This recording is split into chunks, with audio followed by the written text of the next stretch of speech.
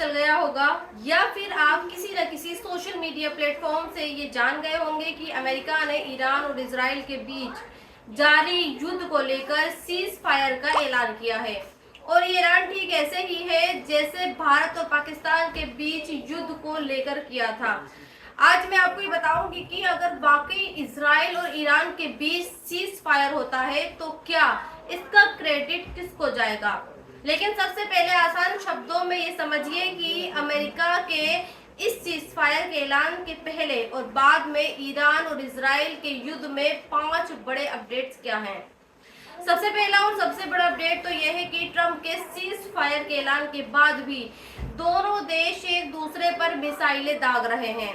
Iran ने अपनी कई बैलिस्टिक मिसाइल इजराइल पर दागी हैं और इन बैलिस्टिक मिसाइल के गिरने से इजराइल का एक शहर जिसका नाम बीरशेबा है, वहां पर एक बहुत ही जबरदस्त अटैक किया गया है। और ये अटैक इतना खतरनाक है कि इस अटैक में न सिर्फ शहर तबाह हुआ है बल्कि कई लोगों के मरने की भी खबर है। मीडिया रिपोर्ट्स के मुताबिक ये कहा जा रहा है कि पिछले 12 दिन में ईरान का ये सबसे जबरदस्त हमला है जिसमें इजराइल के नागरिकों की मौत हुई है। और ये अटैक अमेरिका के सीज फायर के ऐलान के बाद हुआ है।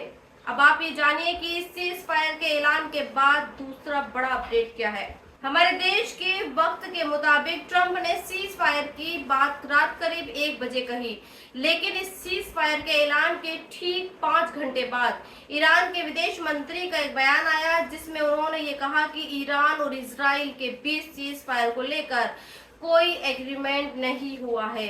इसके अलावा सोशल मीडिया पर लिखी पोस्ट में अब्बास अरागची ने ये भी कहते हैं कि युद्ध की शुरुआत इजराइल ने की है और अगर इजराइल ईरान के मासूम नागरिकों पर सुबह 4 बजे बमबारी करना बंद कर देगा तो वो भी इजराइल के खिलाफ जवाबी कार्रवाई को रोकने के बारे में सोच सकते हैं।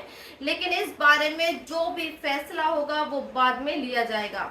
यानी ट्रंप ने सीज फायर को लेकर जो ये कहा कि ईरान और इजराइल दोनों उसके पास आए हैं और बोले साहब हमें पीस यानी शांति चाहिए और अब इस युद्ध को रोक दीजिए, वो सरासर गलत है।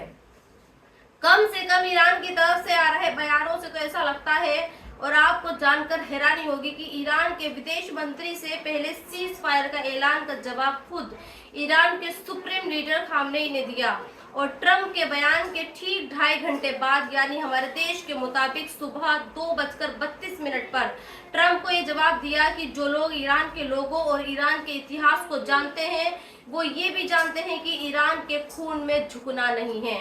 Iranian nation is not a nation that surrender. यानी ट्रंप के दावे को खामनेई ने भी सिर से खारिज किया है। हालांकि यहाँ गौर करने वाली बात यह भी है कि ट्रंप के सीज फायर के ऐलान के बाद ईरान की तरफ से लगातार रिएक्शंस आ रहे हैं और वो इजराइल पर हमले भी कर रहा है। लेकिन इजराइल की तरफ से इस सीज फायर को लेकर या फिर इस सीज फायर पर ईरान का जो रिएक्शन है उसको लेकर कोई बयान नहीं दिया गया है। ना तो इजराइल के डिफेंस फोर्स की तरफ से कुछ कहा गया है और ना ही इजराइल के प्रधानमंत्री नेतन्याहू की तरफ से कुछ बोला गया है। ऐसा लगता है कि इजराइल या तो किसी और बड़े हमले की तैयारी कर रहा है या फिर वो ट्रंप के ऐलान के बाद खामोश बैठ गया है और उसे ये लगने लगा है कि ईरान के साथ अब समझौता करने में ही भलाई है। खैर इस मामले में चौथा बड़ा अपडेट ये है कि जिस वक्त ट्रंप ने सीज फायर का ऐलान किया उसके ठीक आसपास या फिर उससे चंद मिनटों पहले या बाद में ईरान ने कतर में अमेरिकी एयरबेस पर हमला किया और बहुत ही जबरदस्त हमला किया। हालांकि ईरान के इस हमले पर सवाल भी खड़े हो रहे हैं। जानकार ये कह रहे हैं कि चूंकि इस हमले में किसी के मरने की तो कोई खबर नहीं है, लिहाजा ये हमला स्क्रिप्टेड हो सकता है और ये भी मुमकिन है कि अमेरिका ने ही ईरान के ईगो को शांत करने के लिए हमला करवाया हो। एक वरिष्ठ पत्रकार आदित्य राज कौल ये सवाल उठा रहे हैं कि कतर में अमेरिका के इतने बड़े एयरबेस पर अटैक होता है और इस अटैक में एयरबेस पूरी तरह से बर्बाद हो जाता है, फिर भी वहां पर किसी के मरने की खबर तक नहीं आती। क्या अमेरिका ने ही ईरान को कतर वाले एयरबेस पर हमला करने के लिए कहा था या फिर ईरान ने अमेरिका के कतर एयरबेस पर हमला करने से पहले बता दिया था कि हम हमला करने जा रहे हैं। आप इस एयरबेस को खाली कर दीजिए। खैर, इस मामले में पांचवा और आखिरी अपडेट ये है कि अमेरिका की तरफ से सीज फायर का ऐलान उस मीटिंग के बाद आया जिसमें ईरान के विदेश मंत्री मॉस्को जाकर रूस के राष्ट्रपति से मिले और रूस के राष्ट्रपति ने ईरान को ये भरोसा दिलाया कि वो इजराइल के खिलाफ युद्ध में उसके साथ हैं और अगर जरूरत पड़ी तो रूस ईरान को न्यूक्लियर वेपन भी देगा। क्या ट्रंप को ये एहसास हो चला था कि अगर रूस और चीन ईरान के साथ आ गए तो फिर मामला तीसरे विश्व युद्ध तक भी पहुंच सकता है। इसलिए अमेरिका ने इजराइल को बुलाया और इस सीज फायर का ऐलान कर दिया।